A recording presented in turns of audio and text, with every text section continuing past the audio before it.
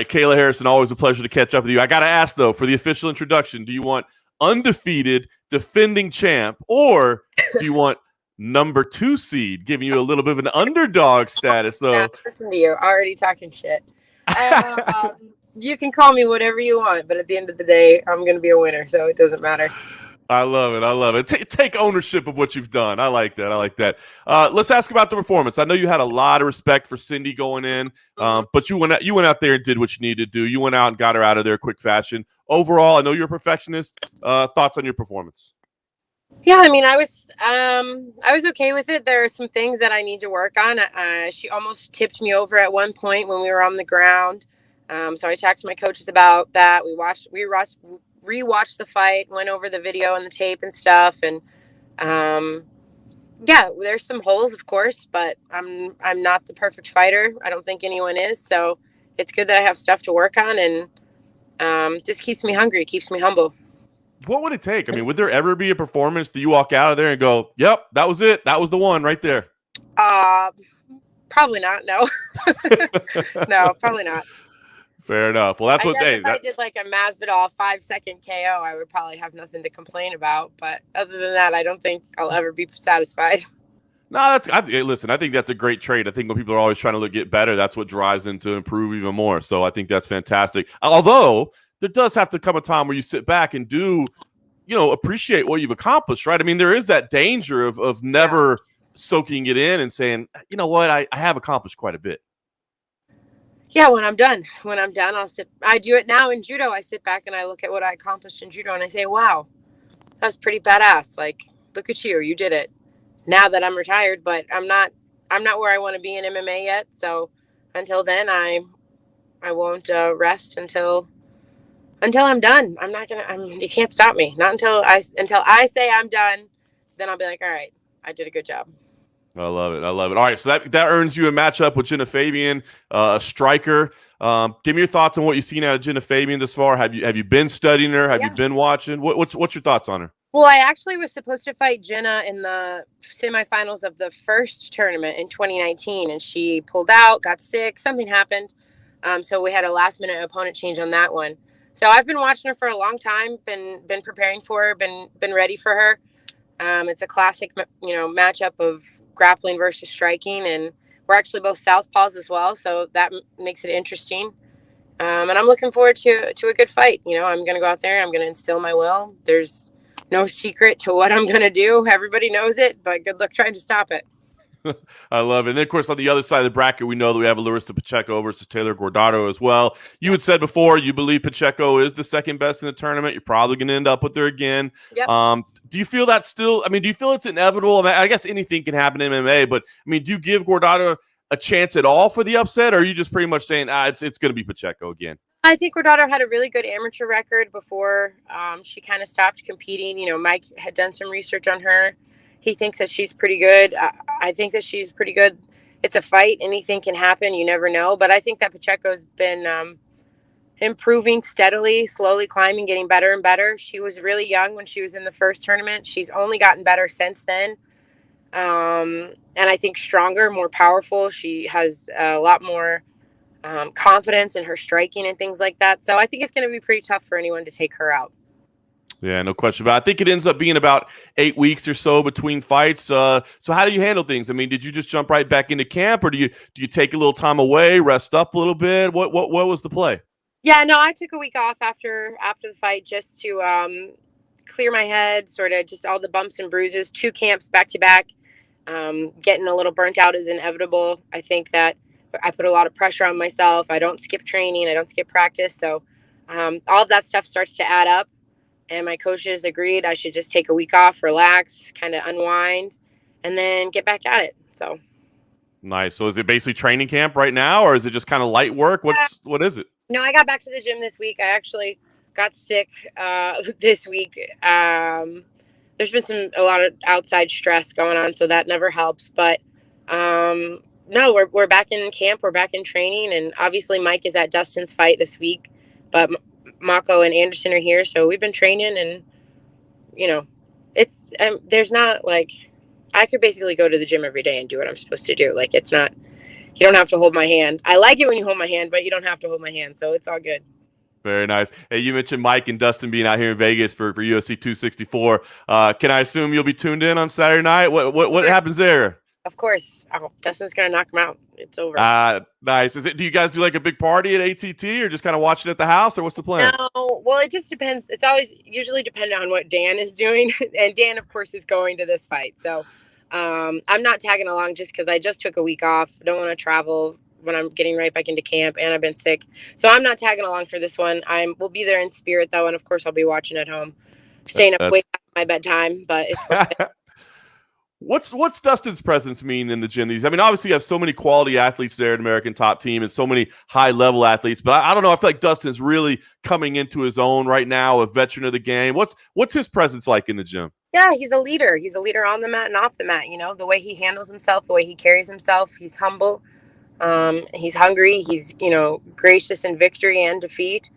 I think that he's done a really good job of just handling this business in the way that MMA, the fight business is an ugly game, and it can really take a piece of you, and it can change you, and it can turn you into someone you're not proud of. But he didn't allow that to happen. He's a family man through and through. He's a giving man. He has a foundation. He has all of these things that he uses to channel everything and find a way to give back to his community.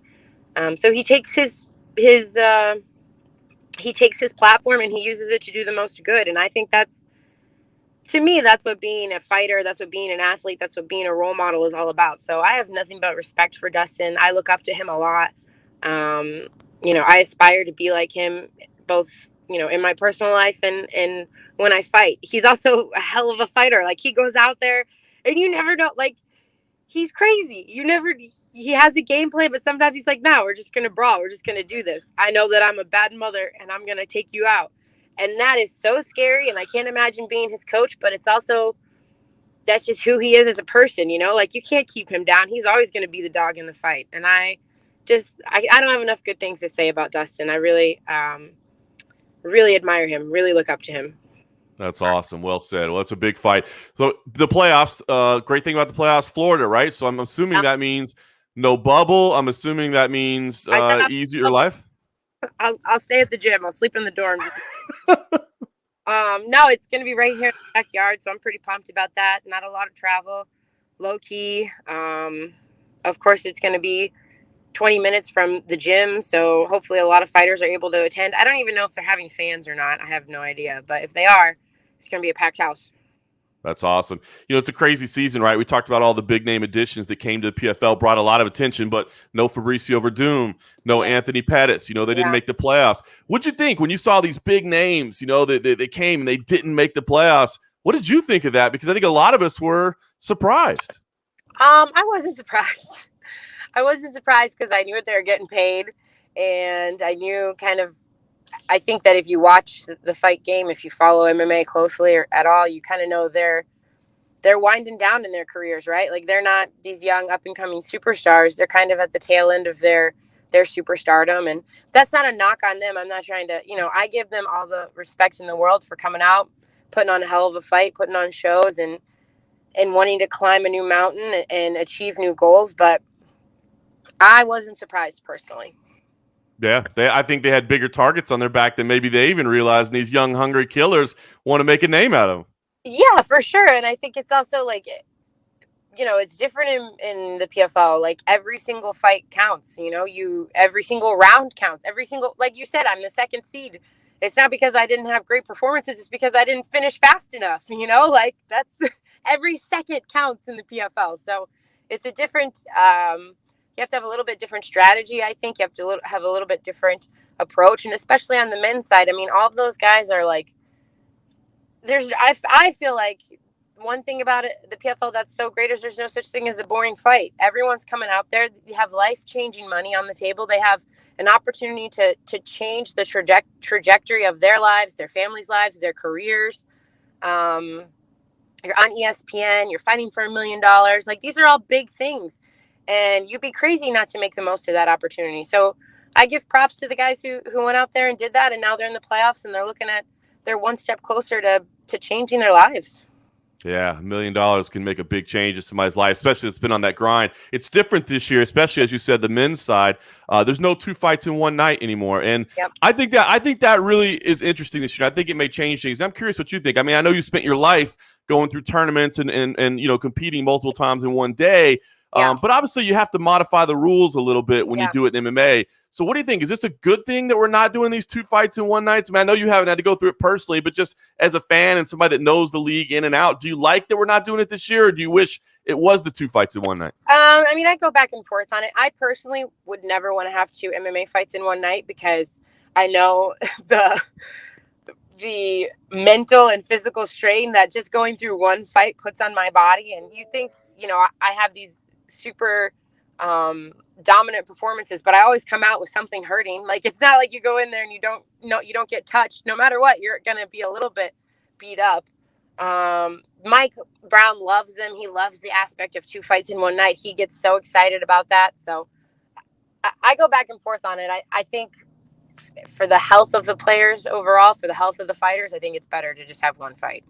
Yeah, I agree. Mike's a madman, though. I mean, it's fun. No, he's insane. He's like, he wants to bring back like no holds bar, like kick him in the face on the ground. Like, he's insane. So I don't listen to him too much about that, but I do agree with him on some things, like the elbows being in the finals and things like that. I think that they should probably look into all that. So. Yeah, no question. Yeah, when you're not trying to protect the rest of the season, right? Maybe you just take all the limits off at the very end. This is MMA. This isn't, this isn't point fighting. This isn't the, karate or taekwondo in the Olympics. Like, this is a fight. So elbows are a big part of the fight game. I had no idea how big elbows were as they were to a part of the fight game until I got to throw them. And I was like, oh my God, because I've never fought in any promotion besides the PFL. And then I got to throw one and I was like, oh, this is why none of my opponents bleed, because I can't cut them. I was just going to say, I was like, you got to use them and it got ugly real quick. Oh, I loved it. It was awesome. All right. So what do you think? I mean, we still got the playoffs and the finals to go, but as far as you observing, I mean, it was a tough run for the PFL, right? Had to take the year off, but back, brought in big name additions. They didn't all pan out. No surprise, but I mean, ups and downs. What is it? Is this a successful year for the PFL, or is it like, how would you rate this year? Or do we even have to hold that rating until we see how everything plays out?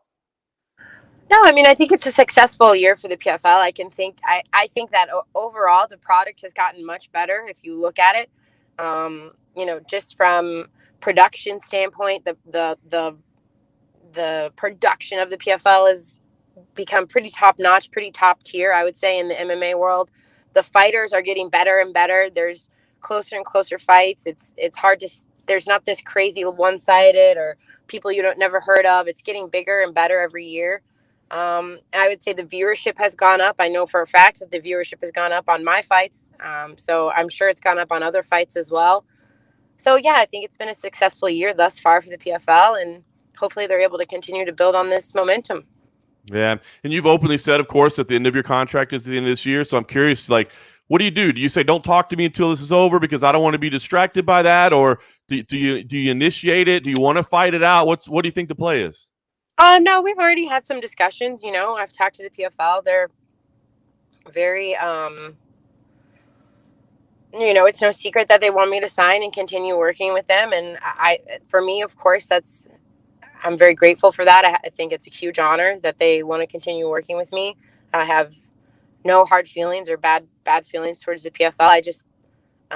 I told them at this time I have 2 more fights. It's time for me to focus on that. And I can't do my job properly if I'm thinking about, 10 steps ahead. I have to take it one step at a time and go smash this person's face in, and then we'll see what happens. No question. Well, defending champ, you're trying to do it again. What would winning this one to you mean? I mean, it's, you've already done it, but I mean, I know that your goal is to be the baddest woman on the planet. Doing this again would be big. So what would this particular one represent to you? I mean, I think it's just another step towards cementing my legacy. I think that there are a couple 2-time PFL champions, but there's no 2-time PFL champion, 2-time Olympic champion, world champion. So it's just continuing to cement my legacy. I'm just going to keep going out there and smashing people, stay hungry, win, get paid, and keep climbing those mountains. If I become a 2-time MMA champion within 4 years of starting my MMA career, within the first 15 fights of my career. I think that's a pretty big accomplishment, and I think it's just the beginning. That's what's scary is we're not even this is the tip of the iceberg of the Kayla Harrison MMA show. Like, we're just getting started. I'm only getting better. It's only going to get scarier. That's awesome. And then I guess at that point, do you go to fellow Olympian Henry Cejudo and tell him to bend the knee? Like, come on, this is what I've accomplished. No, he already knows. He already knows he has to bend the knee. That's why he's running scared. He knows, okay? He sized me up. We were at some media thing or something, and he was talking to me, and I had to look down at him, and I was like, listen, little boy, I love Henry Cejudo, but my money's on you. I'm just going to be honest. Thank you very much. I appreciate that. Listen, the majority of the wrestling that he uses is judo, okay? So it's not going to work on me. I'm sorry. It's not going to work on me. These judo hips don't get doubled. I got to sprawl for days. I mean, I've never been shot on, I don't think. So imagine if someone tries to shoot in on me, how easy it will be to throw. It's going to be glorious. I can't wait. I'll take Cejudo out for all of us. On behalf of the entire world, I will shut Henry Cejudo up. Oh, sign me up. We got to make that exhibition match. Come on, that's the one we got to make happen. I'm in. Let's go. Tell him to sign the contract. I am not scared of Henry Cejudo. Oh, please. That's amazing. Let me see. I have this fight in August and the finals in October, so I could be ready for October 27th is the finals. Maybe like Halloween. We could do it on Halloween. Just like 4 days later. That's enough recovery for me. That's all I need. The trash talk game is strong. Cash the check, and then I'll be at the next fight. That's all I need to do. I love it. Awesome. Well, Kayla, I've taken enough of your time. I know you got a lot going on in Florida. Playoffs start August 13th. Your fight is August 27th, and I guess August as far 19th. as August 19th. Oh, I got my dates wrong. I'm sorry. No, you did. They changed it. I don't know if they announced it yet, but they changed it. So I'm fighting August 19th. Breaking news. I appreciate that even better. All right. We'll be tuning in. Kayla, stay safe. I know there's a storm coming down there. I think it's downgraded, but stay safe out there, and we'll see you in about a month. All right. Sounds good. Thank you so much.